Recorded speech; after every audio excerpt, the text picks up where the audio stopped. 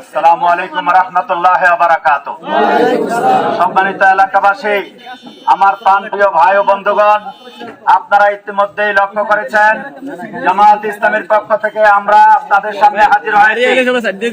আমরা পরিষ্কার ভাষায় বলতে চাই, স্বাধীনতার 53 বছর পার হয়েছে, কিন্তু জাতির ভাগ্যের পরিবর্তন হয় নাই। সরকার আসছে, সরকার গেছে, জনগণের সম্পদ লুটপাট করেছে, টাকা পাচার করেছে, জনগণের শান্তি কেড়ে নিয়েছে, মামলা হামলা দিয়েছে, জনগণের সকল অধিকার কেড়ে নিয়েছে।